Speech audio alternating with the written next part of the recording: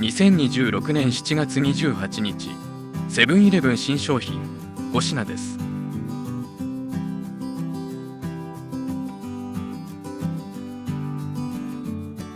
カフェボックスプルドポークです。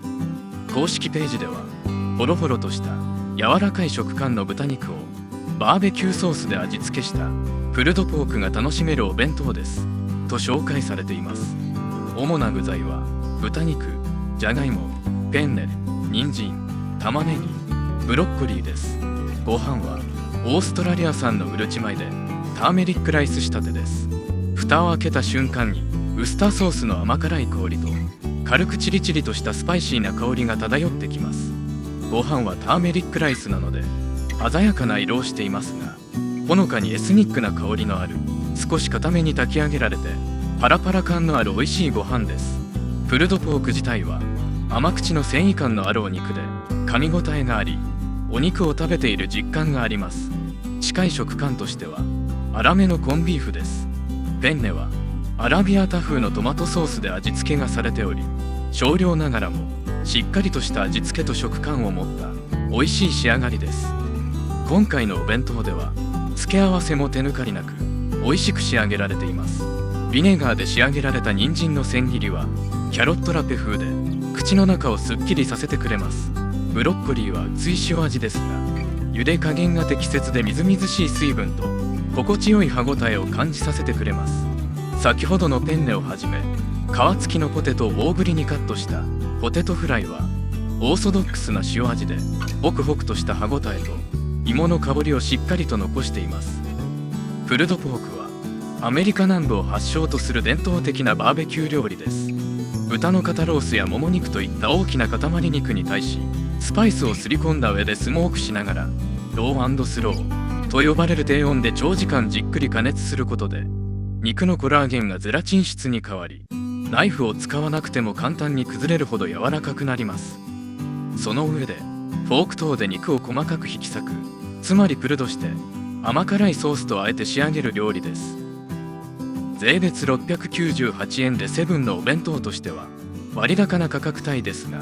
カフェボックスシリーズはシリーズを通して外れがありません。おすすめです。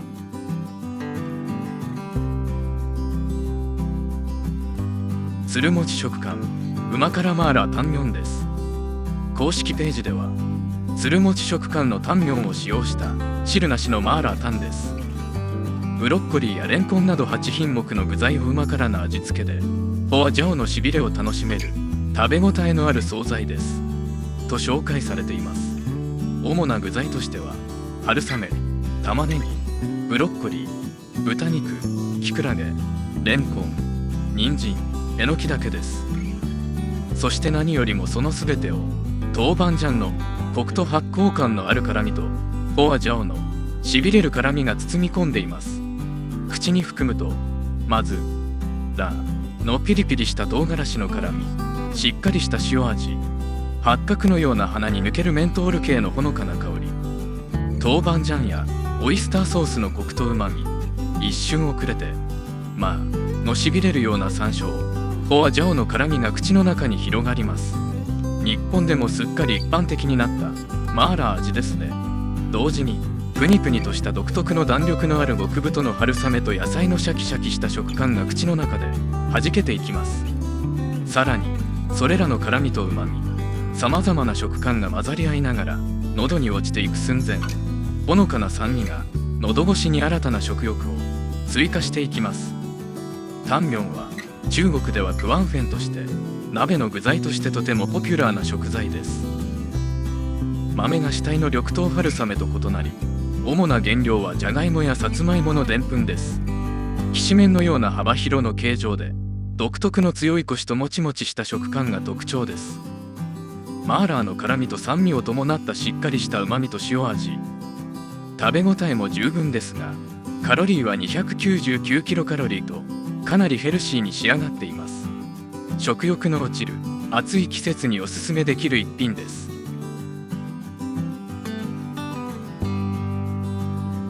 ピリ辛濃厚ごまだれ冷やし蒸し鶏そばです。公式ページではごまの風味とコクが引き立つピリ辛な濃厚スープで蒸し鶏とそばを味わう商品です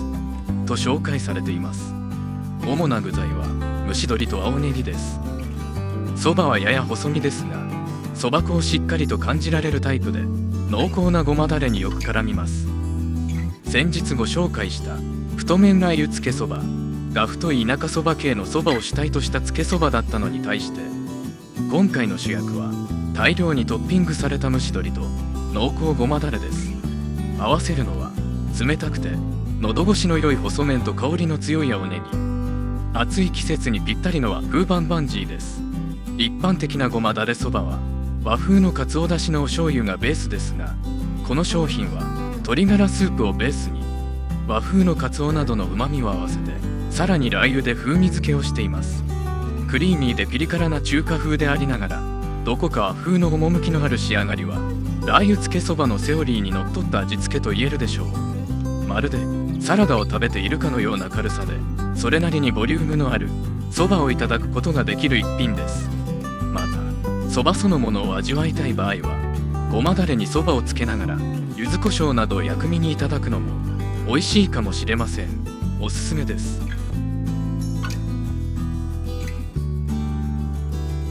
東村山黒焼きそばです。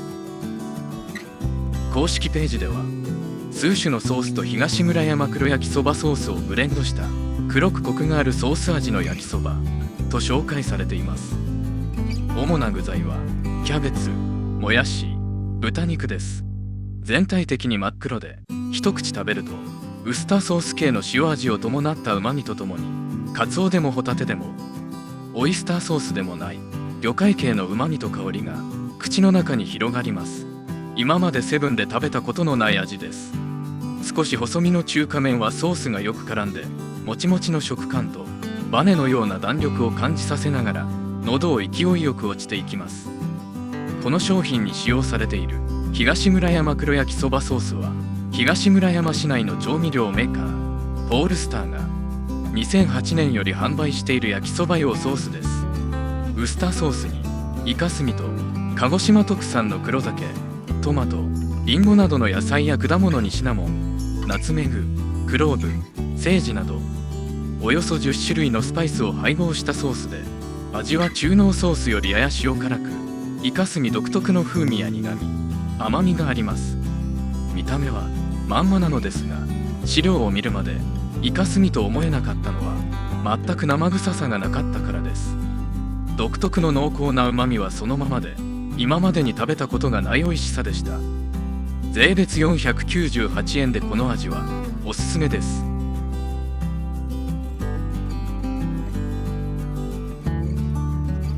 瀬戸内レモンケーキです。公式ページでは瀬戸内レモン果汁と瀬戸内レモン果汁を使用したさっぱり食べられるレモンケーキですと紹介されています。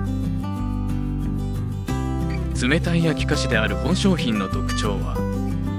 表面はパリパリのレモングレーズでコーティングされていて、中のスポンジにはレモンとチーズの酸味が爽やかなホイップクリームがサンドされています。生地にはレモン果皮の砂糖漬けが練り込まれていて、かすかにほろ苦い甘みとキュッとする酸味、どこまでも爽やかで冷たいスイーツに仕上がっています。日差しの眩しい昼下がりにエアコンのよく効いた部屋で冷たい紅茶に少しアマレットを足して背徳感満点で冷たいスイーツをいただくのもお手軽なご褒美として魅力的ですね。おすすめです。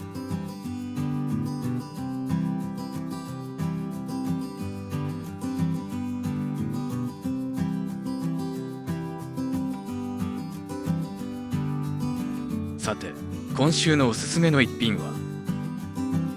東村山黒焼きそばです。私にとっては今まで食べたことがあるようでなかった新しい美味しさでした。強くおすすめします。ただ残念なのは東京都と埼玉県限定の販売のようです。私が知らなかっただけで、東村山ローカルフードとしては結構メジャーな料理なので、お近くにお越しの際はぜひ召し上がってみてください。打足ですが、概要欄に東村山黒焼きそばソースのリンクを置かせていただきますので、よろしければお試しください。